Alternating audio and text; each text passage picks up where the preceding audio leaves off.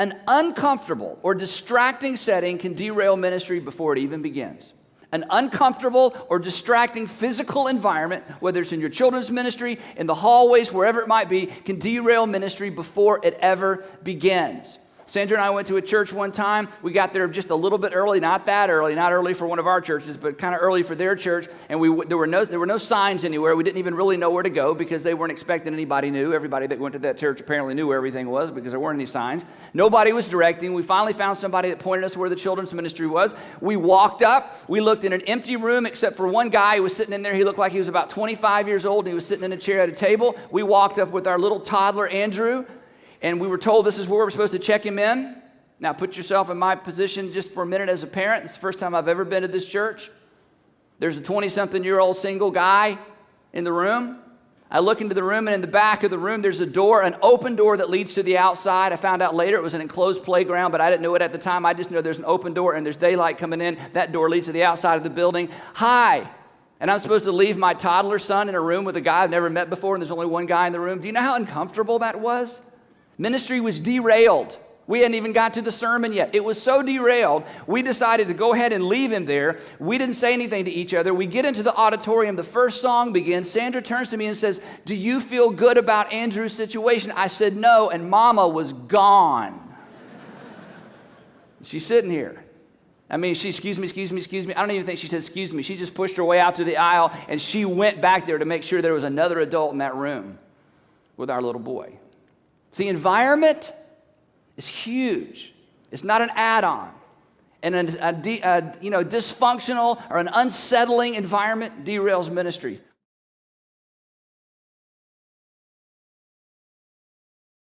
That was kind of serious, and we're going to come back to this. But before we do, I want to open things weird. After all, I'm in my pajamas, and some of you are as well. So let's do something silly and loosen up a little bit while I throw my computer across the room. All right. First, thank you. This actually is my sister-in-law's purse that she didn't want anymore. No joke. I said, hey, I'm a kids minister. I want that purse. All right, so first things first, I'm going to do a couple giveaways just because that's fun, right? So, thank you. I asked my wife for a chocolate bar, and this is what she bought me. If you like chocolate, I will give this Hershey bar to the first person who will stand up where you are and crow like a rooster. You got it, barely. If you want to fight over it, go for it. But please hold all fighting until you're in the parking lot. Okay, let's do another silly giveaway here before we go too much further. Does anybody like coffee? $15 at Starbucks? You want it? Come here. You can both come if you want. You can both come. All right. Okay, $15 Starbucks card. I'd be more than happy to give it to you. The only thing is, I have been dying to pie somebody in the face, and I have the stuff. I mean, if you're okay with it, it's $15 to Starbucks. I have a pie tin. I have whipped cream. Are you interested? If I get the money, then yeah. I mean, you can, and I'll tell you what, you can even, if you want to like poke a hole, you can put this over your clothes, like pull your head through. All right, you might think I'm joking, but just wait. I won't go crazy. Thank you. This is wonderful. I never lie. This is happening. I'm excited about this. I did not think that this was going to happen. I'm so excited.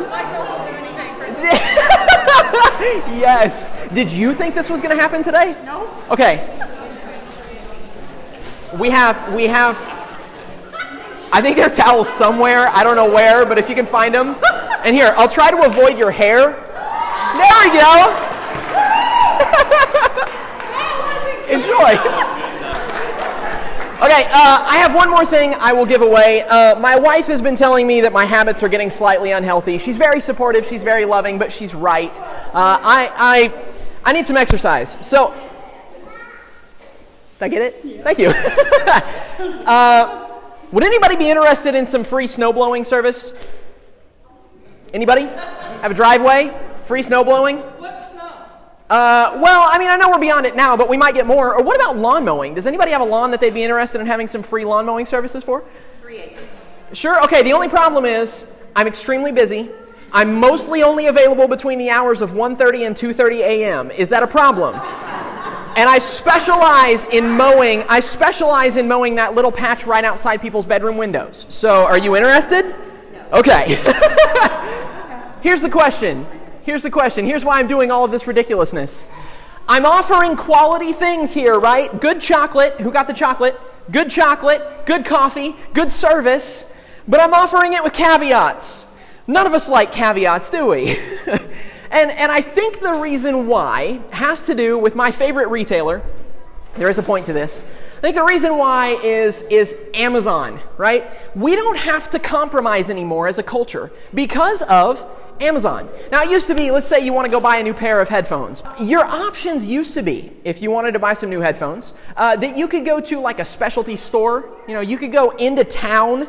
You go into a specialty store, right? You can buy a pair of Beats, and you're going to get really high quality product, but your value is going to be extremely low. You're going to pay a ton of money for that plastic B, right? And also your convenience is going to be low because you got to, go drive a distance to get to it.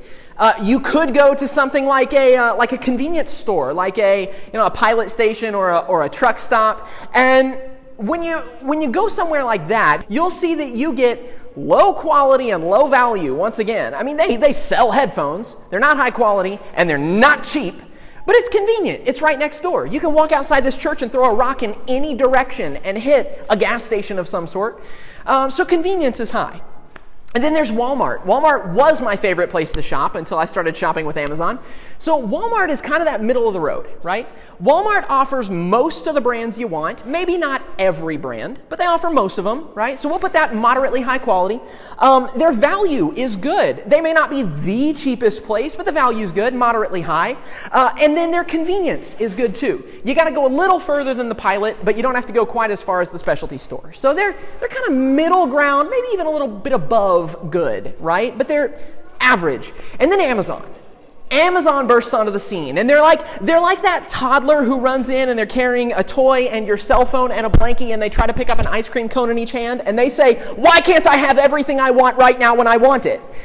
Amazon says you should be able to get the best quality thing whenever you want it. They have reviews on everything, which means if you get something bad, it's your fault.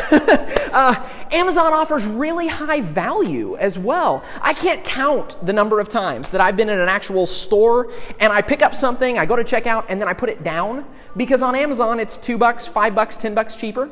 And then convenience, Amazon just blasts off the chart in gold glitter when it's convenience because you can, in your pajamas, order something and it falls in your lap 2 days later, right? Now, you can also go to Walmart in your pajamas, but that's beside the point.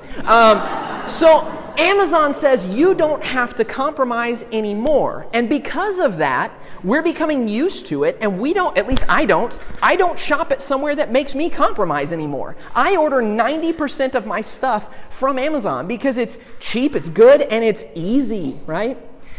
Now, I hope I don't sound sacrilegious when I say this, but I think that the church would benefit from learning from businesses with how we do our mission.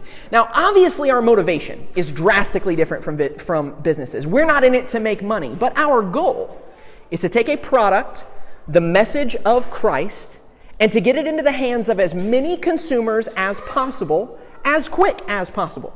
Now, again, our motivation is different. Our goal is to get people into heaven, not to get paper in our pockets. But our mission is the same.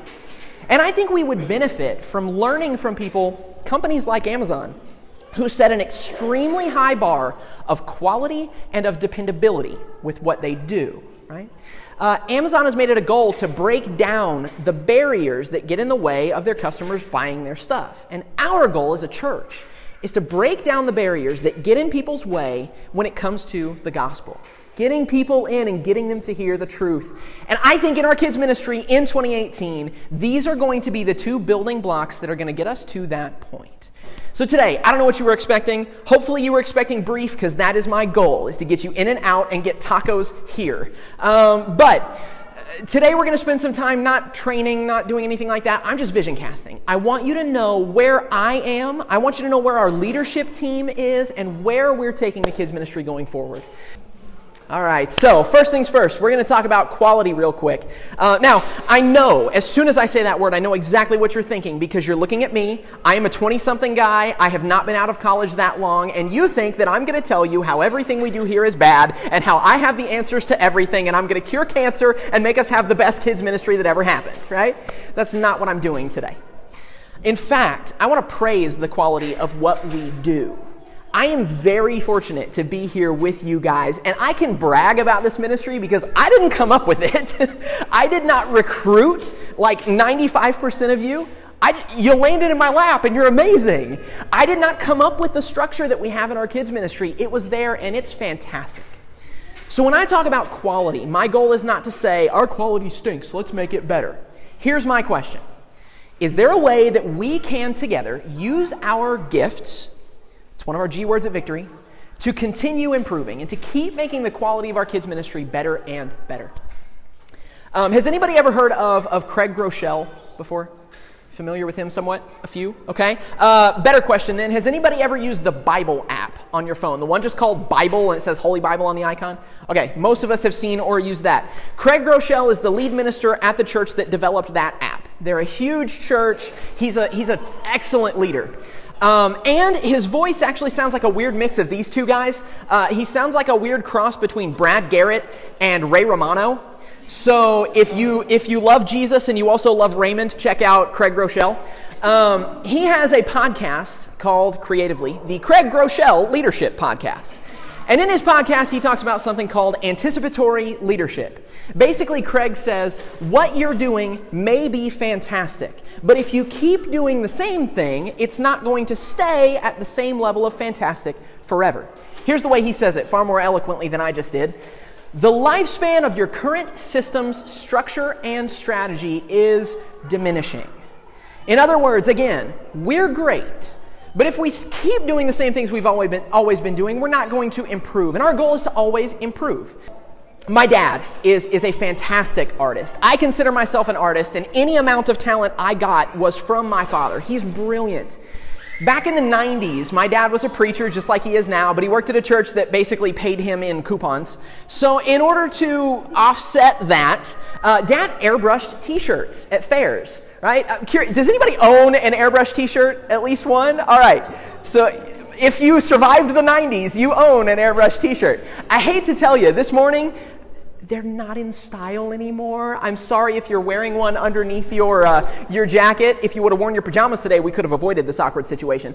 But they're no longer in style. Now, Dad, actually, to brag on my dad a little bit, Dad was such a talented artist that Dad kind of drove away the other artists who would come to fairs. They didn't like being next to him because his work was exceptional. Dad did the bright neon colors. He did cool cartoon stuff. He would paint, sunrises and then paint Billy and Annie forever. And then when they'd break up 2 weeks later, he'd paint over it for them.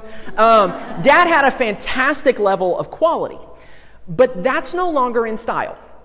If Dad was still operating his airbrush booth at that same exceptional level of quality today, what do you think his sales would be like? Are they going to be improving? No, they're going to be going downhill. So the question that Craig presents is there a way that we can work together to continually improve what we're doing to make sure that we don't get left behind? I have to breathe occasionally. I apologize. It's something I've trained myself to avoid and just haven't gotten around it.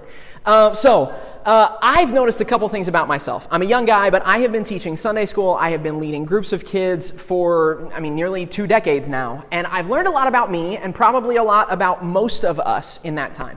I have learned about myself 2 kind of key things. I have learned that I'm good at my job. That's why I got the job. But I'm not good at everything about the job. In fact, there's some things about kids ministry that I just stink at. There's also some things about kids ministry that I don't like. I like 90% of my job, 98% of my job, but there is that percent that I don't enjoy as much, and there's the percent that I am not as skilled at. Now, when I'm operating by myself, I have 2 ways to overcome that. I can pour everything into what I enjoy and what I'm good at, and its quality will skyrocket. But then the things that I'm not as good at and I give less time, they're going to fall lower and lower and lower.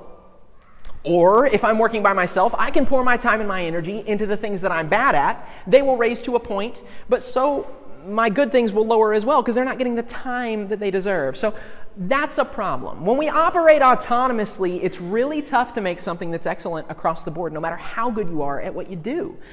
And then the other thing that I've learned about myself in doing this is that often I am guilty of neglecting the one because of the nine. Here's what I mean by that. Perfect transition there, Julie. Thank you. So often I have kids that have come up to me over the years and they've brought in a new toy on Sunday morning. They're not supposed to have it. Their mom doesn't know that they smuggled it inside of their pajama pants. But they bring it in and they're so excited to show it to me. Little Josh comes up to me and I know he loves Pokemon. I also know that his birthday was this past week. But little Josh's family shows up to church at 8:57 every week. And at 9 o'clock, I have to get my kids in here, right? So Josh comes in and he wants to talk to me, but I only have about 2 minutes to do it. And then I got to cut him off. And I got to say, Josh, buddy, I'm so sorry. Can we talk about this later? That's not good, right? Can we agree that that's not the ideal? It's what I have to do. I have no choice. I know that you've been in that scenario before too, and it's uncomfortable because it's not the ideal, right? Everything good that ever happened anywhere ever happened because of relationships. You can quote me on that. Anything good that ever happened because of relationships. You right now are in this room because of relationships. Your family came to this church as you grew up, and so you stayed here. You have friends or family who invited you to come here. Maybe you don't know anybody here, but you moved to Franklin because of a job or because of a relationship, and that ended up with you being here. The whole reason the church exists is because we had a great relationship with God, and we crushed it, and He wants it back. Relationship is everything. So, in that scenario, did I do the right thing? Yeah. But did I do the right thing for my relationship with Josh? How did my action inhibit or set up a barrier to my relationship with Josh? That's our question. Is there a way that we can break those down? Is there a way that we can keep doing what we're doing great, but work together, use our gifts together in a way that helps break these down, where we can lean on other people to make up for our weaknesses, where we can lean on other people to do the things that we just don't like doing, and where we can have more time to interact with the kids who are what this is about anyway? I think we can, and I'm going to present to you my idea. Now, when I present this, I want you to know I've spent a lot of time thinking and praying about this, talked with our leadership team about this. I have done this before. I've made this transition before, and I'm hoping to do it again here. We want to create a structure where you have the ability to take ownership of what you're good at, pour your all into that thing for a small piece of time, and then spend the rest of your time loving on kids. Here's what that looks like. Are you a storyteller? Do we have people out there who love telling stories to kids? Who like that's perfect. We have a couple people, I know you do. We have a couple people who love storytelling. My vision is that in the future, all of our programs would be made up of chunks that are about 10 to 15 minutes long, because you know that that's a lot for a kid's attention span. And during one of those blocks, we would have storytelling. And if you're a storyteller, you're pouring everything that you've got into that 10 to 15 minutes to make it as good as possible, right? And in the other 45 minutes, there are other people who are pouring their talents and skills so that everything goes up in quality. There won't be low points because we're all doing what we like and what we're good at. And then the next question would be, well, what about my other 45 minutes? I'm used to working for an hour. Do I just sit here? No. The goal is that you can spend the majority of your time doing the thing that's important. Talking about Pokemon with Josh. That's our goal.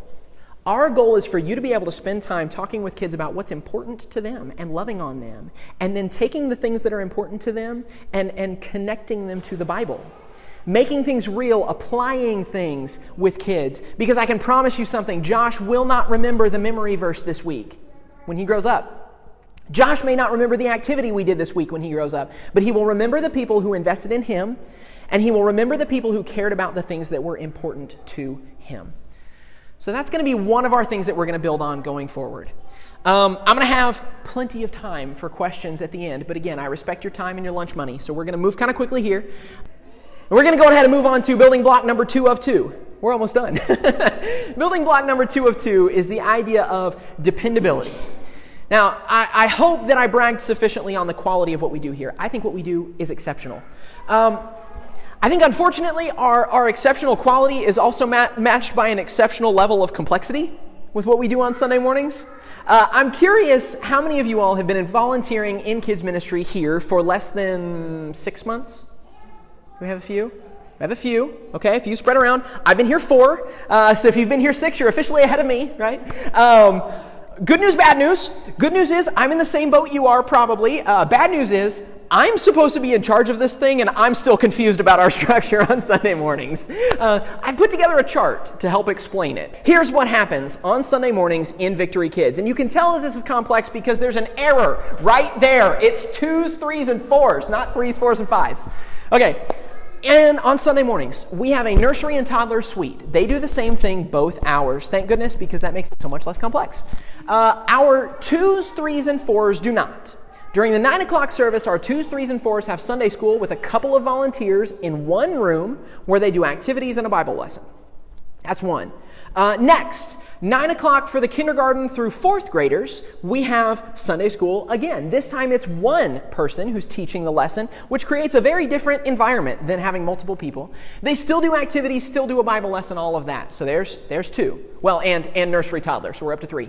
10:30 for our tiny tots, we have something called We Worship, which is where kids come to their classrooms, they do some activities, they move to another room called Critterland where they get a Bible story, and then they move back to their room and they do more activities. So there's our 4th. And then our 5th environment on Sunday mornings is the 10:30 kindergarten through 4th grade, where we do kids worship, which is where we come in here. We have songs, activities, a large group Bible storyteller, and then we split off and do some activities.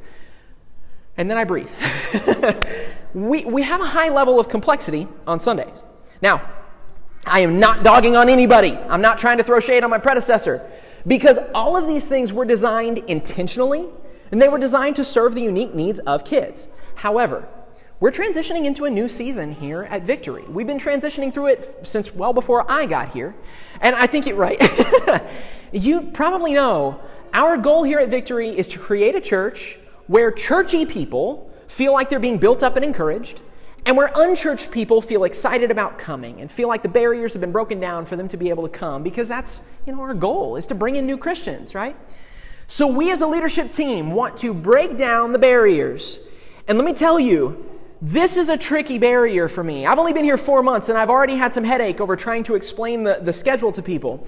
How many of you all have been called, maybe by me, sorry, don't throw things at me. How many of you have been called by me and said, hey, could you substitute in such and such an area?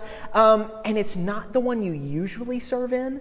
Have you had to do that? And then you have to spend time relearning the new format? It doesn't matter where you're going. If you're going somewhere different, you have to relearn. Or what about this? Hopefully you've tried inviting friends. I won't make you raise your hand if you've not invited a friend. Although we might whipped cream pie you at the end. We'll see. If you've invited a friend and they have kids, you have to begin by asking them, what age are your kids? Then you have to ask, what service are you coming? Then you have to explain Kid Check. Then you have to explain. There's so many things you got to talk with them about. And then heaven forbid, they oversleep and end up coming to the 10:30 service instead of the 9 o'clock service, and you have to re-explain everything again. Or if they have 2 kids in different areas. It's a lot to explain. It's a lot. Now again, it was designed well. It was designed with intention, but I think there's a way we can break it down and make it easier. And that's where we're going now. Julie, go ahead, one more. The goal is, starting in March, not that far away, our goal is that we're going to transition to a model that is more dependable, a model that is easier to explain to volunteers like you guys, a model that is easier to invite friends to, a model that we hope will break down a barrier to ministry. That model involves We Worship for young kids during 9 and 10:30, and it involves Kids Worship for kindergarten through 4th grade kids during 9 and 10:30. Now, one of the first questions that may be going through your mind, in particular if you're a teacher of the 9 o'clock hour, in either age group, is, am I being fired? No! In fact, if you try to leave, I'll pie you. We don't want to get rid of anybody. Our goal in doing this is to give you more time to invest in what you're good at and to give you more time to have relationship with kids. Because again, all good things that happen through. Oh man, I failed. All good things happen through. Okay, good, you heard me. Thank you. All good things happen through a relationship. That's our goal. Now, I know you have tons and tons and tons of questions. My spiel is almost done. You will be free when I say to go get your kids, go eat lunch, whatever. But if not, I will be here to answer your questions about what this looks like. Before we do, though, I want to give you something that hopefully you will see as a gift, because that's what I'm intending. Here's something that I hope you will perceive as a gift. If not, I'm sorry. We can talk about it later. I want to help train you. There is no worse feeling than being asked to do something, especially being asked to be in charge of something when you're not told the expectations, when you're not told what's going on, when you don't know what you're doing. It is a sickening feeling. I mean, I've literally come into rooms before and been unprepared, and I have felt nauseous because of that pressure. It's terrible. So here's the plan. To be honest, this schedule won't happen until 2019 because we're already into the year. Trainings probably won't begin until September of 2018, and you'll get a lot more information about it leading up to that. But for now, you need to know, my goal is to provide every year 6 opportunities for you guys to get some training. And I phrase it that way because 6 opportunities, we're requesting that you come to 1 core training, which are the months in orange. We'll provide multiple opportunities for you to attend on those times. And then we're requesting that you come to an elective. Each of these trainings is going to be themed. We're going to hit on a lot of stuff. We're going to talk about child discipline. We're going to talk about CPR. We're going to talk about security. We're going to do all sorts of things that you might like to know. And in fact, some of those things, like CPR, do any of you have a teenage kid who wants to babysit? They wouldn't have to be part of our kids ministry to come and get this. We want to provide stuff that's practical to you and that helps you feel confident. And in fact, we are, as you can tell with my technology this morning or afternoon, we're recording this. So that way people who couldn't be here today can listen to it in the future. We're going to do the same thing with every single one of these trainings. We're going to make this as easy as possible for you to get this information, but it's important to us to get it to you. We want to equip you and we want you to feel confident about serving our kids so we can get our quality and our dependability sky high. The last thing I'm going to say before I'm done and open it to questions is we're going through transition here. Like I said, we're planning to have this up and running the first part of March with our new transition. And then ongoing, we're going to be working with each of you to help to kind of intensify your focus in what you're doing. So your role may not be Sunday school teacher. Your role might be lesson leader or small group leader or something. And we're going to focus you in on those things kind of over time. But it's a lot of transition, right? So the biggest thing that I can ask and that the leadership team can ask from you is just some help with helping us to kind of cheer for this. If this is something you believe in, cheer for it. If it's something you don't believe in, come and talk to me and I'll try to help clarify or whatever. And also just being as timely as you can is a big help to us. On Sunday mornings, we ask our leaders to be here 15 minutes before the service starts. If that's ever an issue, give me a text, give me a call. I'm available to you. So if you could help us with that especially in the next little bit as we go through this transition, and just keep your eyes and ears open. We're going to have some really cool stuff that we're going to get out to you and hopefully just kind of love on you for doing what you do.